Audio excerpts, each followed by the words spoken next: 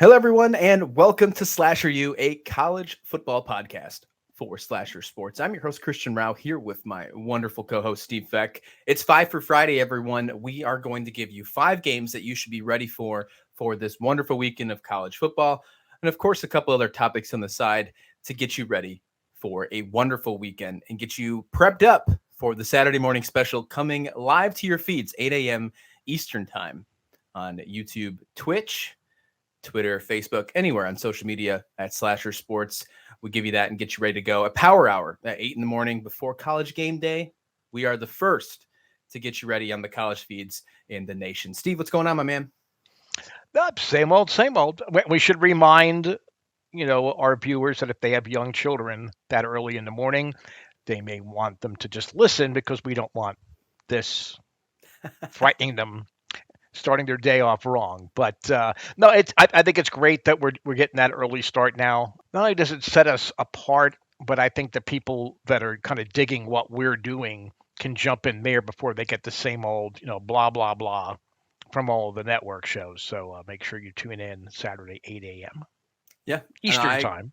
Eastern Time, that's right. Yep. So on the Pacific Coast, if you are a true college football fan, come join us 5 in the morning on the Saturday. We know you're not hungover or tired or anything. We all know that you're excited for college football at that time, that early in the morning. We're ready for you. And if you don't want to watch us live, you can always catch us later on YouTube and on the podcast feed. But for 5 for Friday this week, we're going to dig in. We got some pretty fun games, actually. We got 2 Power 5 games. We got an independent game and then 2 group of 5 games. So we're really got a nice diverse group of games that we want to pay attention to. It's a really good slate this week. The entire college football slate. I was looking on College Football Guide. I know you and I really love that website.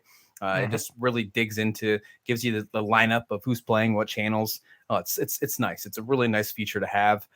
And it's a difficult decision to pick what games you're going to want to pay attention to because there's just so many good ones across the board.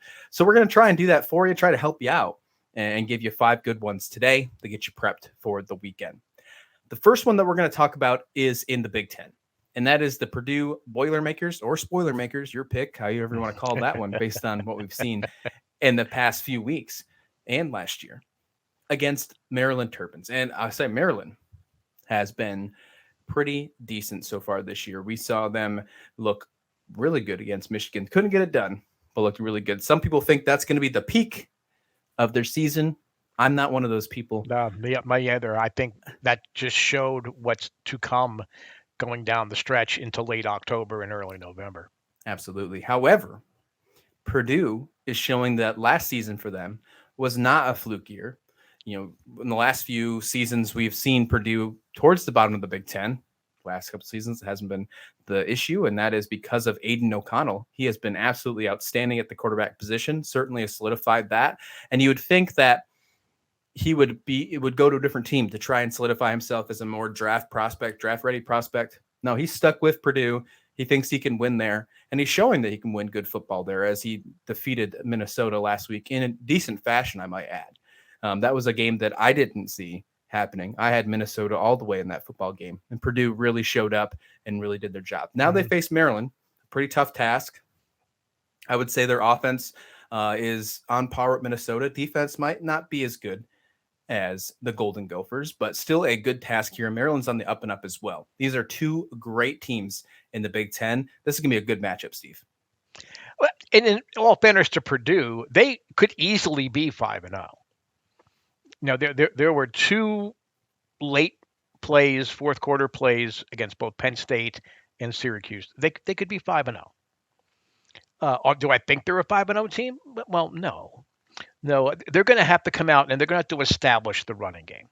Maryland's defense has been okay. I mean, it's not bad. It's not great, but it's been okay. But if they don't establish that run, I wonder if as good as O'Connell is, I wonder if Purdue can really get it done and stay in the game all the way. I think Maryland on the offensive side of the ball, if they can give Talia, I'm not even going to pronounce this. I always get we have to stop having Division I football players come from French Polynesia and everything. I'm sorry, either that or you need to anglicize your name somehow. Yeah, old men like me can't be spitting this stuff out. But I think if Tua's brother is given the time, There you go. uh, that's so sad. I'm sorry, seriously. I'm not trying to offend anybody out there. It's just I'm an old man.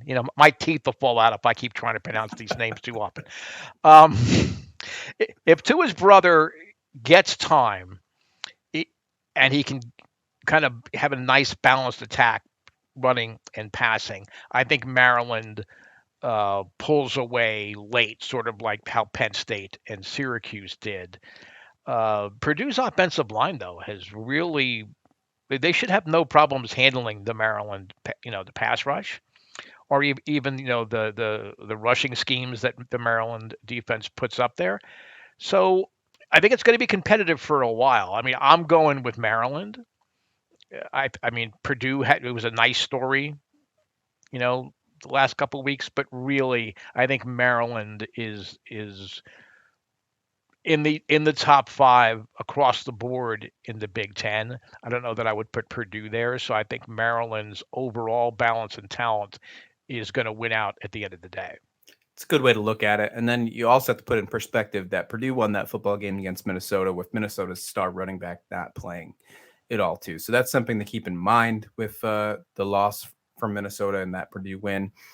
However, I do think this game is pretty balanced. I think this is a pretty balanced matchup between Purdue and Maryland. I think both these teams are around the same spot and will finish around the same spot in the Big Ten once the season's over. I know you're leaning towards Maryland. I don't even want to call it devil's advocate because I actually do feel a little more confident on this pick. I'm going to lean the other way and go Purdue. Purdue's actually the 3-point underdog. So honestly, it's just I think the fact that they're away. So usually when you're a 3-point underdog away, that's almost like giving it an even money line. So over under 59. Purdue 3 points. I'll take that as the underdog. I think that they could win this one outright. I think that it's going to be a close game. I think we're going to see a shootout in this one. 59 points. The weather should be great. Should be a beautiful 60-degree day in Maryland. There's not supposed to be any rain this weekend over on this side. So I think it's going to be a fun football game. I think it's going to be a shootout. Now, we have seen them be both pretty decent defenses, and they're both decent offenses. Pretty balanced, right? That's why I think that they're going to meet each other quite well, even though I think 3 points is a really good spread for this game because I think it might end up being a 3-point win. So maybe 4, hopefully, for the spread. I'm going to take Purdue. I'm going to take them to win a really close one.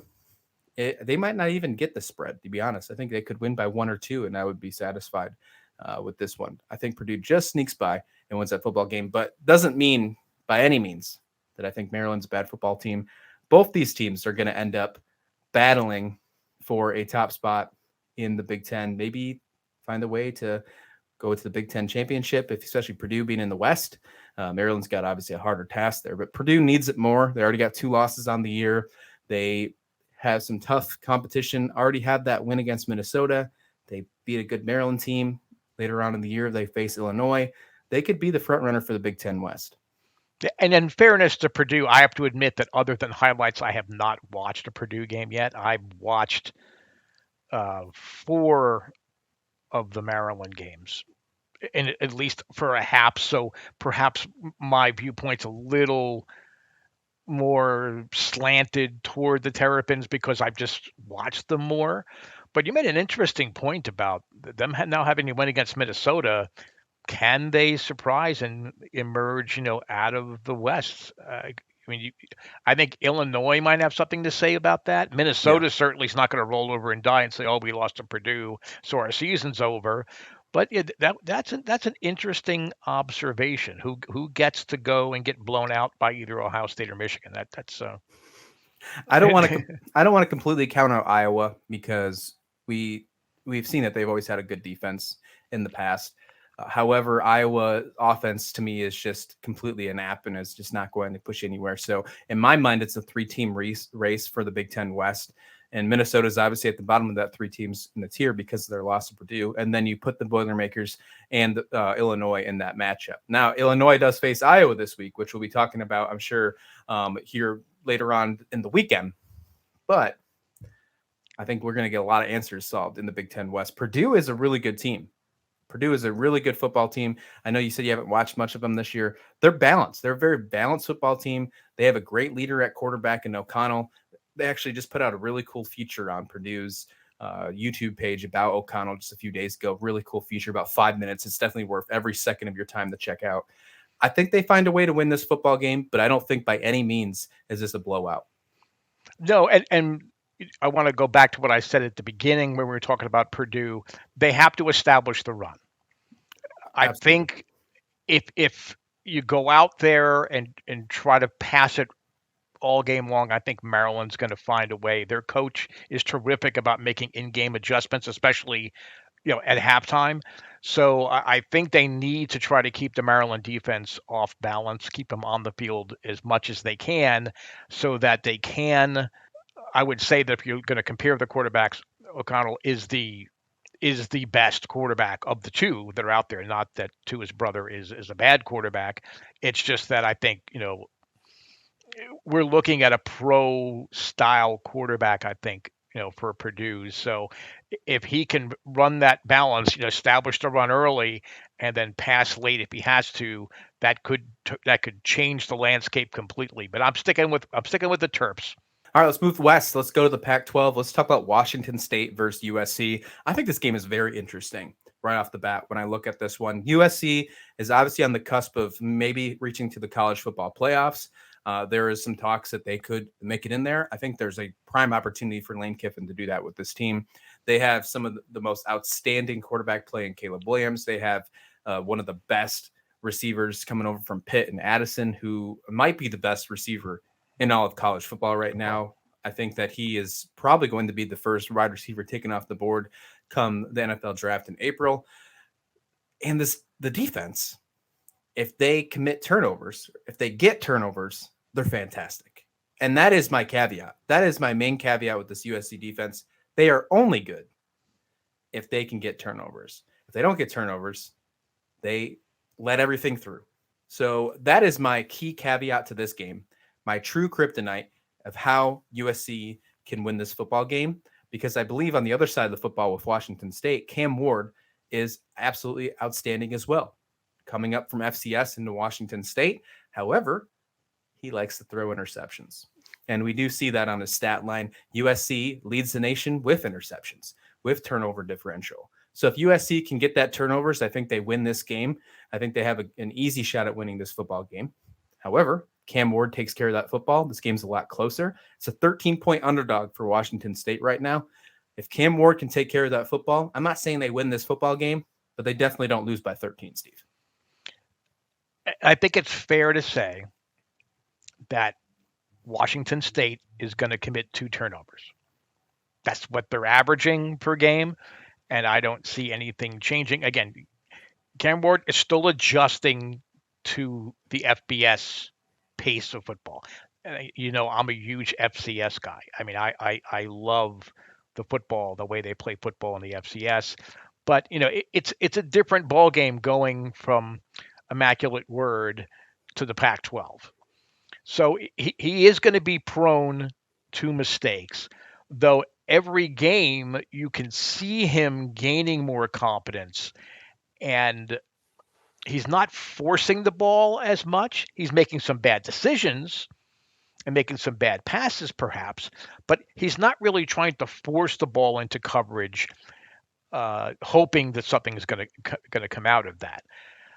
USC does struggle defensively, and you pointed out, spot on. They live on the turnovers. So if you're only giving them 2 turnovers, I think USC has had, I think, 4 and 5 turnovers in some of their more impact wins they've had. Now suddenly you're leveling that playing field a little bit. And Washington State's a good football team. When we were talking about one of the segments we're going to get to later, Washington State almost came into the conversation of a team that you just fall in love with, but then you got to be careful that you don't fall too deeply in love, with them. Washington State, I think USC just has too many weapons. Washington State is very good. USC can be a playoff team. Washington State only lost by a field goal to Oregon 2 weeks ago, when Oregon's been on the up and up ever since that blowout loss to Georgia. And arguably, you could say Washington State should have won that game because the end was absolutely nuts. Yes. And that was their only loss on the year. So I think that Washington State deserves a little more credit than I think maybe both you and I are giving right now. But I agree. USC is a really good football team. We're not talking about Washington State possibly being in the college football playoffs. We're talking about USC having that opportunity, because I really do think that that USC can do that. Now, on the other hand, Washington State, this could be one of those games. This could be a trap game for USC, because Washington State is a good football team. We've seen it, how they played against Wisconsin. We saw that tough game against Oregon. They, put a beating on Cal last week, which is not that much of a, impressive stat this season, but it's still something worth mentioning as a Pac-12 rival. I think it comes down to the turnovers. There's no doubt about it. Caleb Williams is going to do his thing. My other concern is, how does Travis Dye do for USC? Washington State has allowed less than 100 yards rushing per game. Travis Dye already has 5 touchdowns on the year. They've utilized him a decent amount throughout their games, especially in the Oregon State game. We saw him do really well, which was a close game, might I add. If this game is close, and if the turnover differential stays pretty neutral, I believe this game is a lot closer than people are giving credit to, at least Vegas on the lines. Travis Dye will be an X factor, or at least that USC running game. In this case, I do think that's going to be Travis Dye leading the way. That's another thing to look at. Not only that turnover differential, but I think the USC run game is something. I think they're going to win that run battle, because Washington State's run game isn't really anything either. But how much they win by, how much of a factor is Travis Dye? Can he be stopped? If so, if they become one-dimensional, what does that mean for Caleb Williams? So I'm pretty interested in how that one will turn out, this one. Minus 13 for USC. The over-under is 65.5. Steve, what you taking? Well, I'm taking Washington State in the points. I think USC is going to win.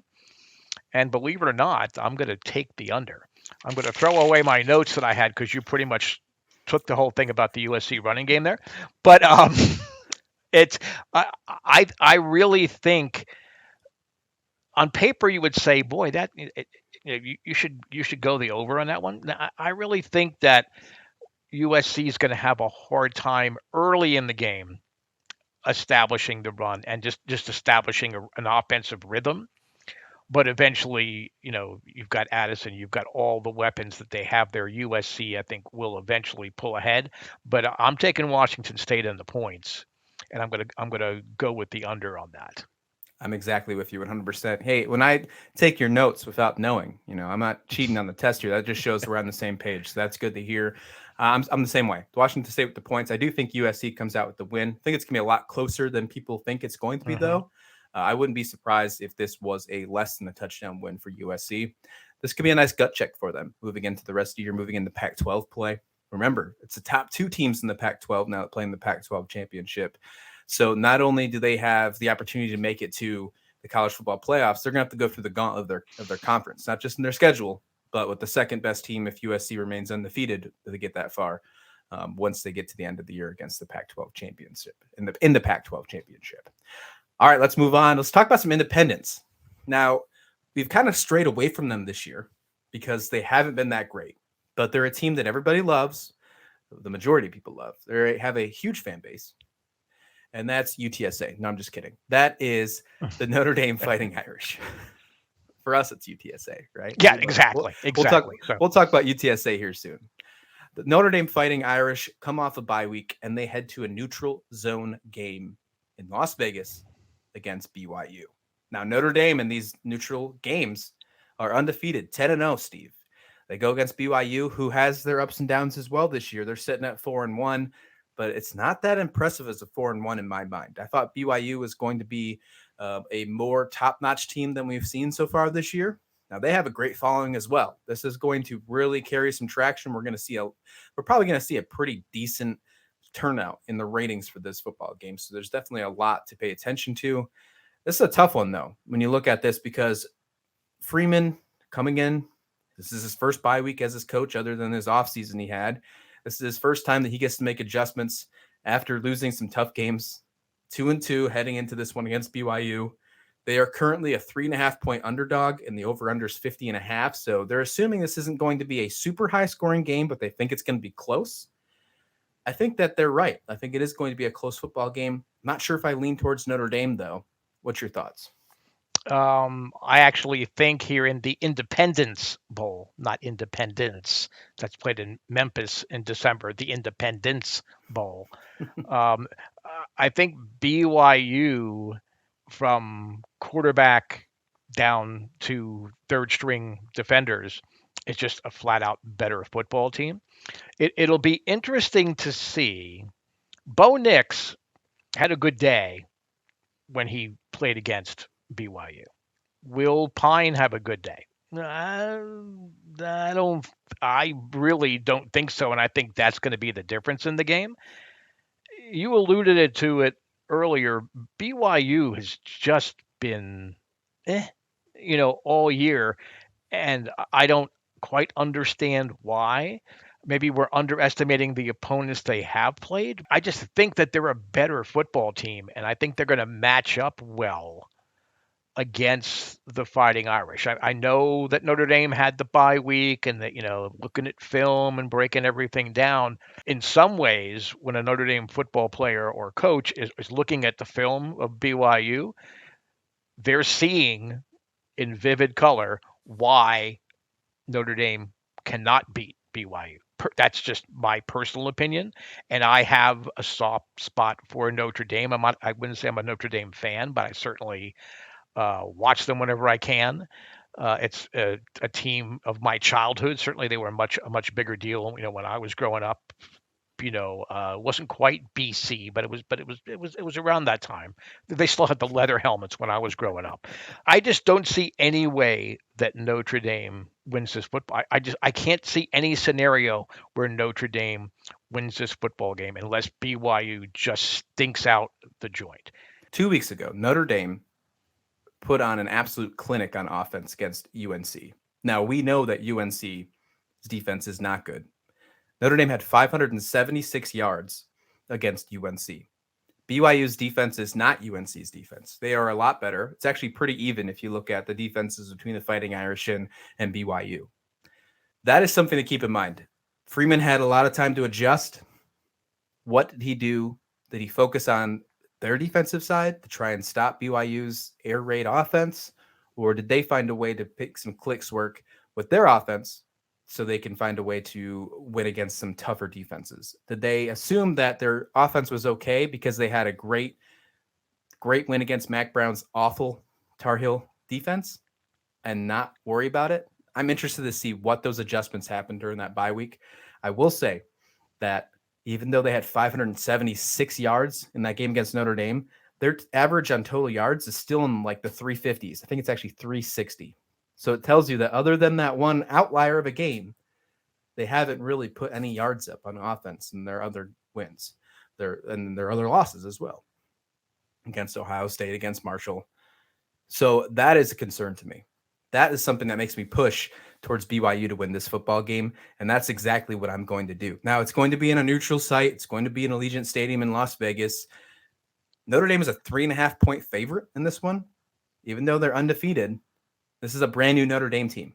We know that. We've seen that right from the beginning of this season with Marcus Freeman. It's not the same team as the last times they've done these neutral sites. I'm going to take BYU with this one. I think that they actually take care of Notre Dame pretty well. I think we're going to have a conversation next week, maybe during our Monday mornings, of maybe that Notre Dame is a team that we need to start putting on the watch list of some teams to be concerned about, because I think this is what's going to put Notre Dame as another highlighted gut punch. Not only was the losses against Ohio State and Marshall a concern, I think that we're going to see some exposed issues with the Fighting Irish. I hope I'm wrong. I hope Marcus Freeman, because I think he's an excellent coach. I think he really has the opportunity to do something well. I hope he made the right adjustments, but I think BYU gets this done. I think they get it done pretty well too. I'm quite confident on them easily taking it by 3.5 points. Wouldn't be surprised if they do it by 13.5, to be honest.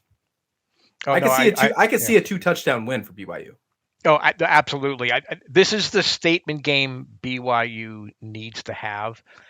I think if they're going to do soul searching, I think they know now, even if they run the table, they're not going to be in the national championship talk. They just haven't had a good start, and that's going to cause, in those meeting rooms, I think it's going to cause people to dismiss BYU. But I think this is going to be, I don't care where they're playing this game. Even if this game was in South Bend, I just cannot foresee any way that Notre Dame comes within a touchdown of BYU. And I agree, it's going to be a double-digit win. If it's under 2 touchdowns, it's because Notre Dame scored meaningless points late. Yeah, it could be some garbage time for sure. This one with BYU, yeah, I think they're easily out of college football contention, even if they win out. I think just based on the rest of their schedule, the fact that they don't have a conference championship game to play in, so they're obviously going for an NY6 bowl. That's the best they can go for, and I think that's doable. I think there's another internal competition that is happening between BYU and UCF, which we just saw play and put a hurt on SMU on Wednesday night. Both those teams are heading to the Big 12 next year. So there's a little bit of a competition, I believe. Maybe they're not paying attention to it, but we can, about what team ends off better. They're both for 1-loss teams this year. So I think that's something to keep in mind, because both those teams are going to head to the Big 12 it's already a deep conference, already a very deep conference. And then adding 2 teams like that should be very exciting. So I think that whoever has the most momentum heading in to the Big 12 next year might have an extra little push. So something to keep in mind, just another little thing to put in your back pocket there. Yeah, the great point. And I think BYU in the locker room, in practices and in team meetings, I bet you they do talk about it. They're like, hey, look, we're not going to be like this, cute little store independent football team story anymore. We're going to be in a Power 5 conference. And that we can compete with any team in the Big 12. So let's show it the rest of the year. I agree with you 100%. I mean, UCF, I still wonder about that. I think that's a survival move as opposed to a wise move. But I mean, I think for BYU, I think they want to show we belong in a conversation with any Power 5 program. I'm excited to see them in a Power 5, because I believe that we will see them in at least the next 3 years. Even as deep as the Big 12 is, we will see them in a Big 12 championship game in the next 3 years. BYU's got a great fan base. It's going to be fantastic. I think that the Pac-12 really messed up by not getting BYU, but the Big 12 did their job, and they got them. I think this is going to be a really exciting game. Notre Dame's next. Notre Dame's got to find a way to get themselves in the conference, because I think being independent hurts them. I think that it really does hurt them now that we're getting to this 4-team, even with the 12 team. I think independence just not going to work anymore. I think that I think they should almost make it. I'm even say it. I'm an advocate of you have to be in a conference. I don't like divisions in conferences, but I don't like the independence. So Army, come on, figure it out. Go to the American, go to Conference USA, Notre Dame, find a spot. I think Big 10 or ACC would probably be your spot, and BYU will see in the Big 12. Let's stay out west. Let's talk about a team in the group of 5. This should be a good matchup. There's a lot of interesting concepts in this one, a lot of interesting questions that I have. And this is going to really dig into one of the topics we're going to talk about later on the show when it comes to the transfers and people heading out. Boise State against Fresno State. This has been a matchup that you would think would be a top-notch Mountain West football game. But heading into this one, we have a 1-3 Fresno State against a 3-2 Boise State. If you told me that that's the records these teams are going to have in week 6, I would ask you what you're smoking, because usually this is a 4-1 versus 4-1 football game, 4-1 versus 5-0 football game, based on their non-conferences and maybe their first Mountain West game. Both these teams are not living up to the potential that these programs can have in the Mountain West by far. We look at Boise State, their quarterback, Backmeyer, is no longer playing. He's going to redshirt and head into the transfer portal. He'll be on a new team next season. They still found a way to win last week against San Diego State, another team in the Mountain West that's not really doing well. The Mountain West has a lot of question marks of what's going on in that conference. On the other side of the ball, Fresno State just lost to UConn. UConn is, with the Jim Mora era, finally gets a win under his belt. They lose 19-14. Very interesting concept here. Well, I take that back. UConn has 2 wins now. They also won against Central Connecticut. But I digress.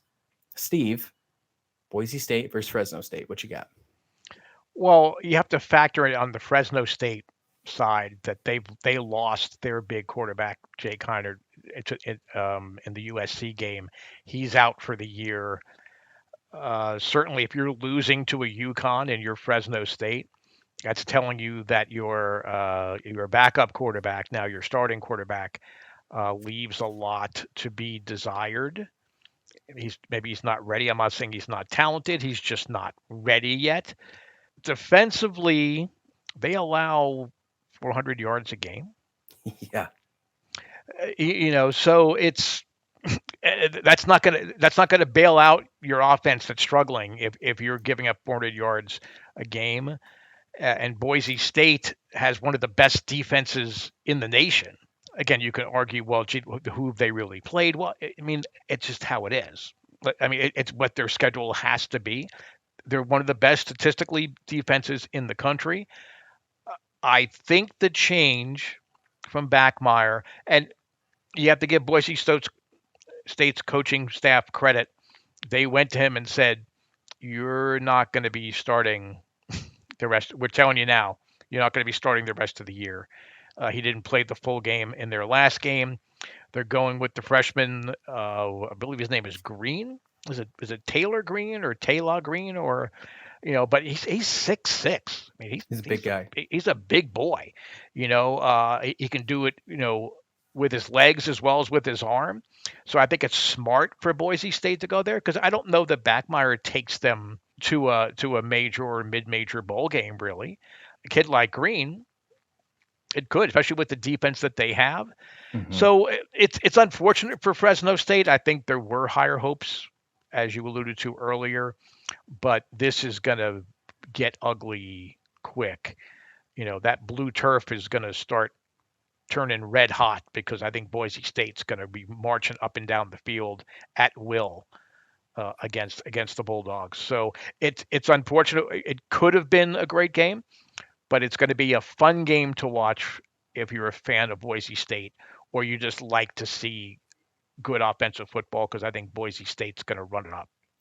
I think Boise State wins this football game outright. They're a 7.5-point favorite, and I think they'll cover that. But I don't think it's going to be a complete blowout. Like the over-under is 45.5. I'm going to play the under on this game because I don't think Fresno State is their offense. We just saw last week with their new starting quarterback. They just can't get the job done. Boise State, his offense is not that great either. Now, don't get me wrong, Fresno State's got the 80th worst total defense in the country right now. We know that. Boise State has the 5th best defense in total defense. That's going to be a complete shutout. I just don't think that Fresno State, they might not get 14 points. They got 14 points against UConn. I don't think they might not surpass double digits in this one. But I don't know if we get 30-something points on the Boise State side. I don't know if it gets that high. I'm thinking maybe something like a 28-7, 28-10. And it stays below the under. That's where I'm sitting because I'm just not as impressed with the Boise State offense either, especially with the transfer of Backmeyer. I think there's issues on both sides of the football with this team, with these two teams, I should say. Boise State's got a great defense. We know that. Everything else is suspect in my mind with both of these teams. Well, we haven't seen this Boise State offense yet. We've only seen it under Backmeyer. We haven't seen it with Green, who is maybe a bigger threat running the ball than he is even throwing the ball. That's why I'm gonna hammer the over on this one. I think the only way that it's an under is if Fresno State gets shut out. That's how many points I honestly think Boise State's going to put up in this one. But of course, we know how well my predictions went last week, so maybe I shouldn't be speaking as bravely as I am on this one. But no, I think I would hammer the over on this one. I will say, if they're going to hit the over, George Helani, the running back for Boise State, is going to have another big day. He's had an opportunity. He's had opportunities to have big days. I think he can, especially against this defense. I think they will control the football game. This is what I'm thinking though. I'm thinking like a 28-10. And that to me is enough for the under. But we both think Boise State's going to win this game. I think they win it outright. This is probably a game that's over by halftime.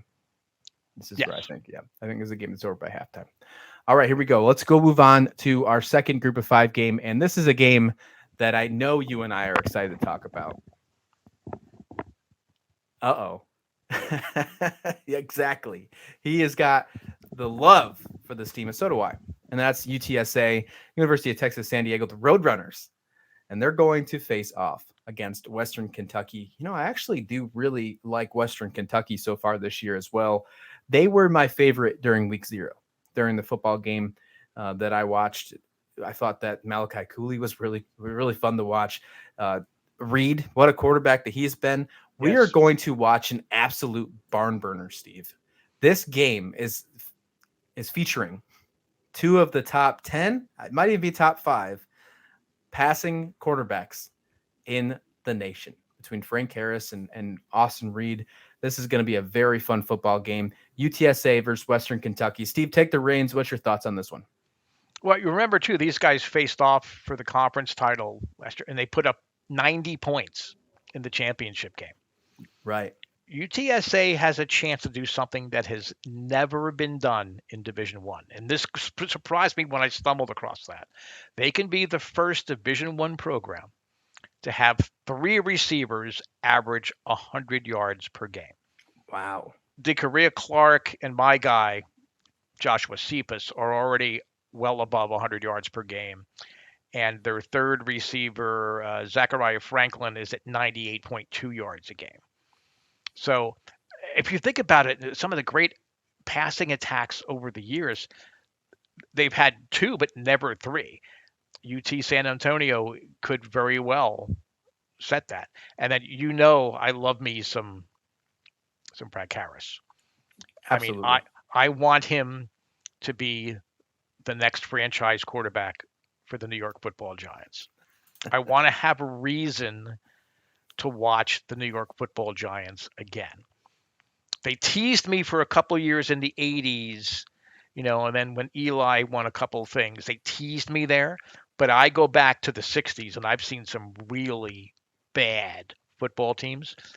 You give me Frank Harris, I give you a Giants going to the Super Bowl within 3 years. That's how much I love this guy. Everything about him, he is a leader. When he is out there, you can tell in the huddle, they're not playing, they're not arguing, oh, why didn't you target me? They're listening. They're like, tell me what you want me to do, because they know he's going to get the ball to him, or he's going to be able to tuck it and run and get first down yardage if nothing's really downfield. This is going to be just an amazing game.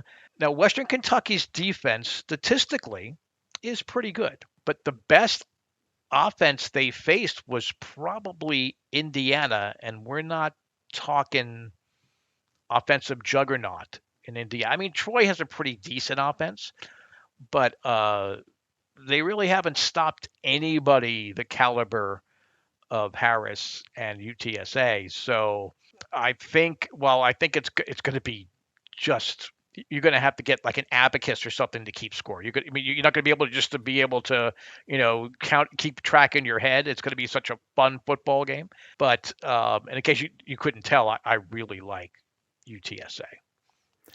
The unofficial official team of the SlasherU college football podcast. Yes, so far they are, and they are making a fan out of us, and that we have no relation to them whatsoever. They have just became a team favorite between you and I, just based on this podcast. Frank Harris has really done it for me.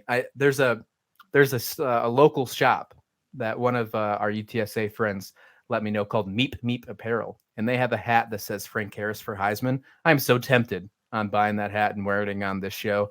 You might just see me wind up on there. This is going to be the first matchup this year, and probably the first matchup in a very long time, Steve, that we're going to see 2 teams face off that average 500 yards or more in total offense per game. This game is going to be an absolute shootout. Regardless of if you have any affiliations to this team or if you're rooting for one side, this game is going to be amazing. This is a game that's on at 6 o'clock at night on ESPN Plus. I know there's a lot of other great primetime games on. This game will be on my TV. And it won't be in split screen with anything else. It will have its own TV, volume be up, because this is going to be a very fun game. If you like offense, if you like fun, barn-burning games in this one, regardless of who's on the screen. Check out UTSA versus Western Kentucky. And UTSA, they are a good football team. There's some concerns on their defense, but I know that they can get the job done. You look at some of these stats, UTSA, we know that their losses are against Houston in 3 overtimes at the beginning of the year. That was a tough loss. Got it. Put that one behind you. Then you go to overtime again against Army. Then you lose to Texas. Texas is still finding their identity. We might be talking at the end of the year that Texas is going to be a very good team. I think there's an opportunity that Texas could still be in contention for the Big 12, especially with Quinn Ewers back. They beat Texas Southern, and then as we talked about last week, we were right. They took care of Middle Tennessee State with no problem. Western Kentucky lost to Troy, lost to Indiana, but their last win was against Florida International, 73-0. Anyways, Western Kentucky doesn't have the same resume as UTSA so far this year. I think the folks in the 2-1-0 get it done. I think that UTSA is a 6.5-point favorite, and I think they're going to cover that 6.5 points. Although I do think it's a barn burner. I think we can go touchdown to touchdown for a while. Over under 73, slam that over. I mean, if we had the Staples button right here, we need to have one that just says over. We need to just start slamming that thing because that's exactly what's going to happen. I think this is like a 48-40 final. Like this is going to be a huge, just big time scoring game, but there's going to be a couple stops for UTSA. They're going to win this football game. Frank Harris gets it done. Those receivers get it done. DeCorian Clark, I know he's the fan vote favorite right now for the Blinkoff Trophy. It's going to be some good work for the Roadrunners. That's who I'm taking in this football game. And I'm right along there with you. And ordinarily, being the old grouch I am, I want low scoring, tough defense kind of games. I don't care if there's a stop in this entire game.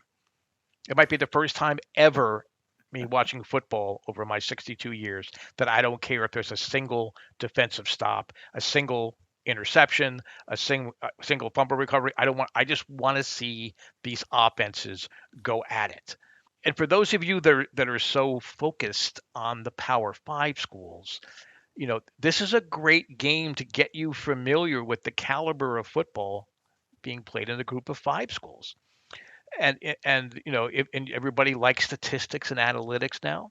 Of the group of 5 quarterbacks, Frank Harris has the second highest quarterback rating, according to that voodoo spell that ESPN comes up with their quarterback rating, and Reed is 5th of all of the group of 5 schools. And we've got a lot of really good quarterbacks in these group of 5 conference schools. So maybe have the baseball game on, like maybe as a split screen up in the corner or something. But this is the game.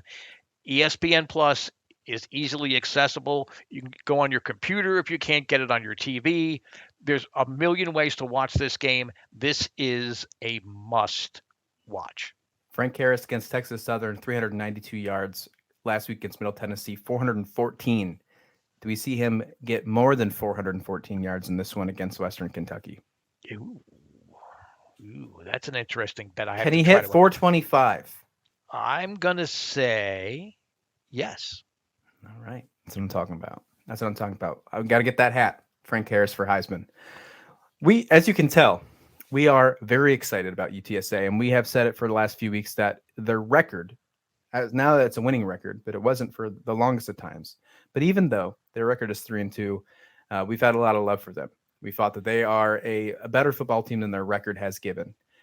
However, is that dangerous for us, Steve? I want to talk about it as not only someone who covers the football game, but someone who's a fan as well. Let's talk about the dangers of falling in love with a football team. You got to walk the fine line between what's good and what's not.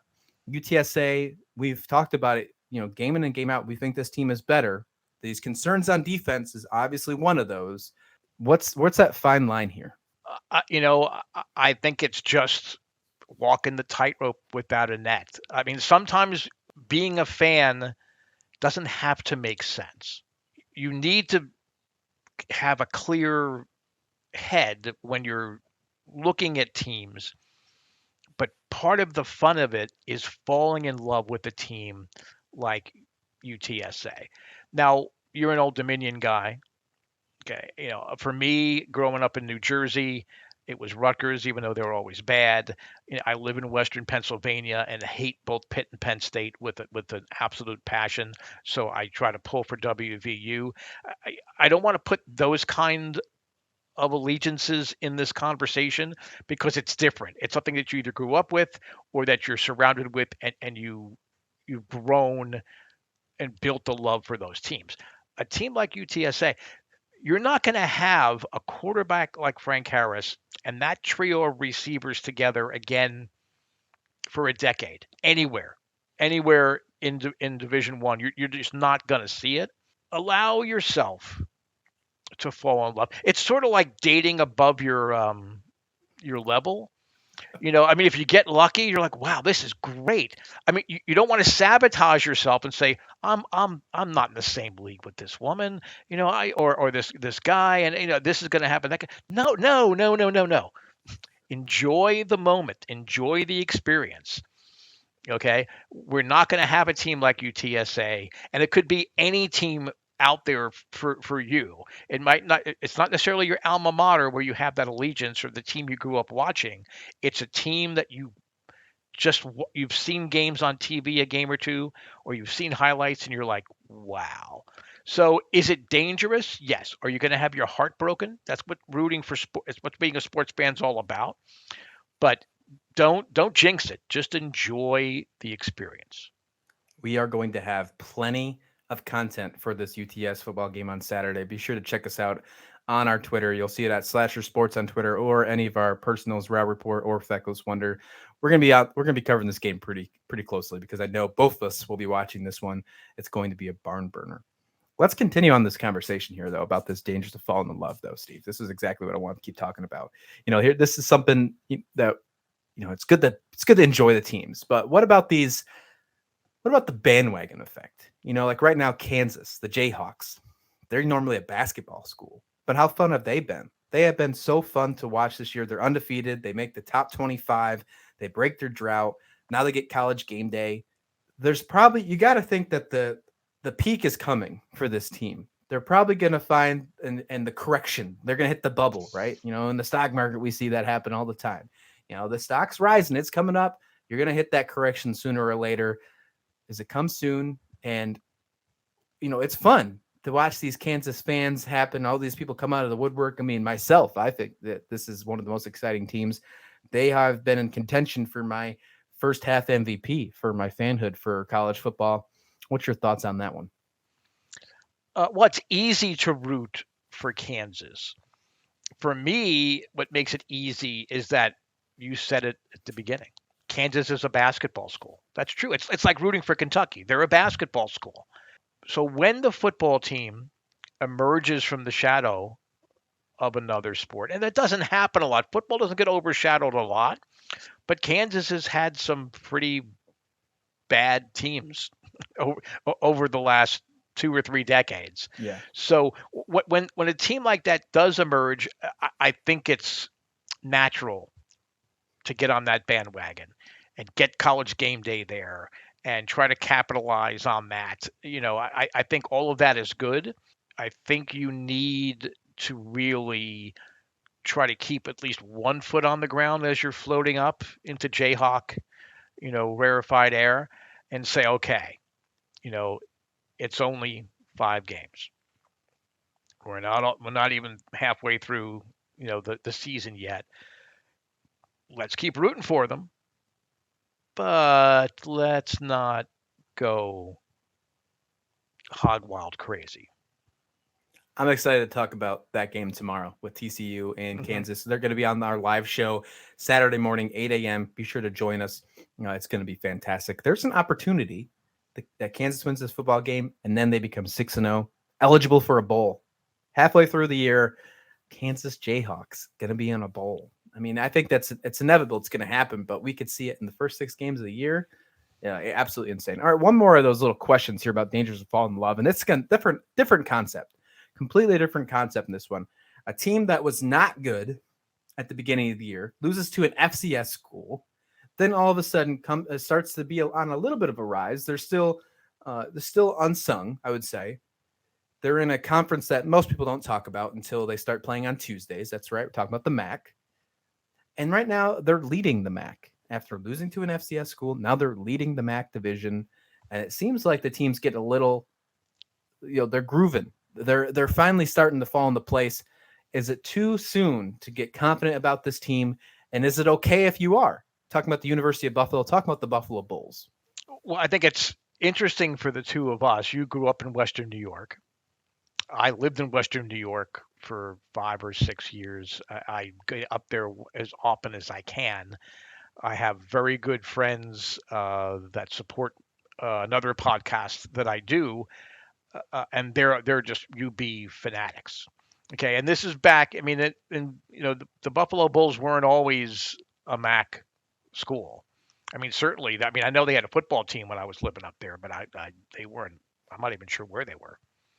I think they might have even been Division Two. I mean, maybe they were an FCS school. I could be Yeah, they wrong. were. They were 1AA. Mm-hmm. Yeah, so it's great when a team, when it comes to conference play, makes a statement right off the bat saying, okay, yeah, make fun of us, dismiss us. We had some bad games. We lost a game that we should not have lost. Now we're in the conference, and this is going to count. This is going to get us to a MAC championship game. We're 2-0. So, pay attention to us. So for UB fans, definitely be all in. You're 2-0. You've made a statement. Your division is much more winnable than the other division. So take advantage of that as well. But for like the casual football fan, I don't know that you can just suddenly turn the switch on for a team like the University of Buffalo and say, we need to take this team serious. We need to, they don't really do anything outstanding. They do things well, but there's certainly a lot of holes and questions, with their defense, with their offensive consistency. So like, maybe ease your way in. It's like going to the ocean in May. Yeah, it's refreshing, but the water temperature is still probably like 60, 61 degrees. So you don't want to just be running into the ocean and dive head first and then have a cardiac. I mean, ease your way in. Now, if they keep winning, okay, then we're going to come back to this conversation, later in the season, and we can talk about being in love with the Buffalo Bulls. But that's the kind of team you have to be very careful with. I mean, another team like that would be like Tulane or even Tulsa. I mean, teams that have had great wins and then bad losses. And how do you really feel about it? That's really what college football is week in, week out, outside of the top 5 or top 6 teams in the country. So is Buffalo going to be in the top 25? No, No, probably not. they're probably not going to be in the top 75, probably. But still, enjoy it while you can. If you're a UB fan, yeah, that's awesome, guys. But let's not get too crazy. Yeah, those wins against Eastern Michigan and Miami of Ohio were fantastic. So I'm interested to see if they continue it on. They face Bowling Green this week. We're going to talk about that as one of our teams tomorrow. Little teaser on that one as well. So we'll dig more into that one. All right, last topic of the day here, Steve, and I want to talk about the transfer portal. And this is something that's growing, this concern or excitement. But right now, it seems to be happening with a few teams.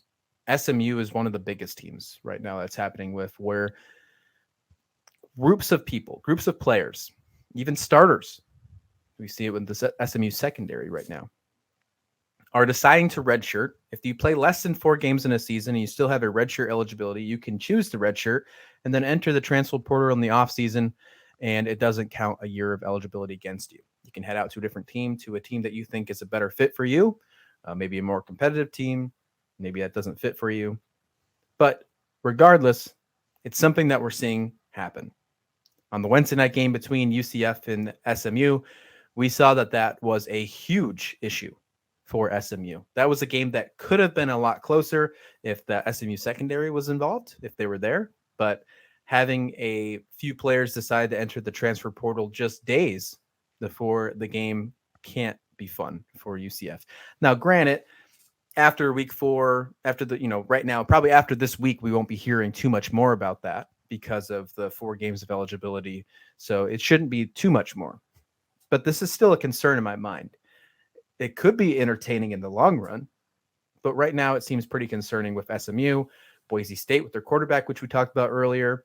We're seeing it across the board, across college football. Are you concerned about this new behavior with the transfer portal, with players leaving and redshirting in the middle of the season? Is this ruining the game of college football, Steve? I think potentially it could. This SMU situation, my problem with it is you had a group of players, not just a single player, quit on their team. There's always going to be hurt feelings, or the reason they had the transfer portal there is because primarily because of coaching changes that happen. You're recruited by one guy and then suddenly he's gone somewhere else. Opportunities occur, whether it be due to an injury that you sustain or whatever it is. So I like the transfer portal as a practical framework, but you can't have groups of players quit on their team. You just can't have it. We talked about Bachmeier and Boise State. The coaches, as a service, went to him before the 4th game, even though he played in the 4th game, and said, "We're going to go with the young guys. We're going to go with the freshmen." So for him to then decide, okay, I'm going to go into the transfer portal. I want to keep my year eligibility. I think that's fair because, again, we're talking, they have actually 2 freshmen at Boise State they want to look at. He knows he's not going to get a chance, to play, to start, to further his career, whether it be in Canada, the NFL, the arena leagues, whatever it would be. This is a secondary unit, and I believe it was 3 of the guys in the secondary. Mm-hmm. Is that correct? There was 3 of them, correct? Yep. All right. They quit on their team. I wouldn't say that any of those 3 guys are indispensable. I wouldn't call them. They weren't 5-star recruits. I mean, they're talented football players, but they weren't 5-star or even 4-star recruits. That becomes a selfishness, and again, it's an old school way to think of it. You don't quit on your team.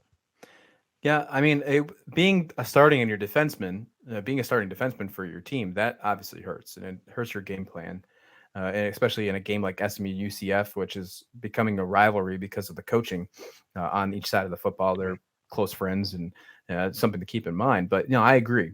I think that this is in the Bachmeier situation. It's a great situation. I mean, when it's mutual, it's fantastic. It gives the opportunity, like, hey, look, we want you to go to the right team. It's like in professional sports, you talk to an old veteran and you tell them you're deciding to move on for them. We'll help you find a championship contender to trade you to, or we'll release you in the preseason so you can find enough time to sign with the team. That's what is basically happening with the Bachmeier situation. But with SMU, I agree. There was something going on. It's not like the head coaching changed. So maybe there's a culture issue at SMU. Maybe we're going to hear more about it. Maybe they had a right to do it. Maybe there's a lot of issues going on. But in my mind right now, if it's not mutual, like what's going on with the Bachmeier situation, or it's not a head coaching change, because if it's a head coaching change, you're right. Could be a recruitment issue. Maybe the head coach said, I'm going to be here for a long time. If he gets fired or he leaves and a recruit or a prospect decides to go to a different school, it's hard to blame him. Right. Right. It's hard to blame it. You want to be a part of a winning culture. If you don't think that winning culture is there anymore, you want to move on. The SMU situation is interesting, though. Obviously, with the past of SMU, there's always that historic issues when you think of SMU of what happened in the past. There's a little bit of smog still on SMU if you've been a college football fan for a long time. So right now, when you see something like this come back, it doesn't drive those concerns, but it makes you think that there could be an issue with the culture. Yes, but now when you're looking at SMU, nobody really thought in the preseason that SMU was going to make any real noise, in their conference. So this is something that technically during spring practices, these guys could have determined saying, you know what, I don't want to waste, quote unquote, a year of eligibility in this situation. So you come out before the season starts and say, you know what, I want to go into the transfer portal. Okay, if they did that, okay, because that would kind of reinforce what you're saying. It's a culture issue. It's they don't feel comfortable with what the coaches are asking them to do or how they're asking them to play the game. That's different. You don't go a couple games into the season, your team's even more disappointing than originally thought, and say, "Oh, I'm not going to waste my time on these bums. I'm going to go in the transfer portal." That's a different conversation, and I think this is what happened at SMU. Once again, they quit on their teammates, not the coach, not the university, not the boosters. They quit on their teammates, and now those teammates have to scramble to find a way to fill those holes, and they can't because nobody can transfer in to cover them. I mean, so I think hopefully this is an outlier situation. This is not going to be a repeatable offense, but there's very few times that I've come out and thought, and you'll very rarely hear me say it on this podcast, that the transfer portal is a bad thing. What these three SMU defensive backs did, I think, is inexcusable. As of right now, where it sits, without knowing any other details, just knowing that they did this in because of the transfer protocol rules and how they left, I'm with you. Obviously, if anything other changes, just like everybody else in the world, we're allowed to change our minds. But right now, we're recorded with saying that's how we feel, and that's okay by far. I think that this is going to be a conversation that we have that we're going to talk about for a very long time, not just with SMU, but the transfer portal as well. I'm sure there will be plenty of topics throughout the year, especially in the off season. The day after the national championship is when the transfer portal opens for 45 minutes or 45 days. So 45 minutes. Could you imagine that wildness? I mean, trade deadline days in pro sports are wild. Imagine if this portal was only over 45 minutes. It's wild. That's just insane. That just tells me that the coffee's wearing out and it's time to get out of here, Steve. Thank you, everyone, for joining us. Be sure to tune in tomorrow, 8 a.m. Eastern, as we give you the Saturday morning special. Join us. Give us some questions. Shout in the chat. Give us a shout out. We'll shout you back live, and we'll have a good conversation. We'll get you ready for college football for our Power Hour Saturday morning special live on YouTube, Twitch, Twitter, Facebook, everywhere Slasher Sports is at. That's SlasherU Saturday morning special. Again, 8 a.m. Eastern. But until then, we'll be back here tomorrow. Enjoy college football if we don't see you, and then have a good rest of your day. Take care.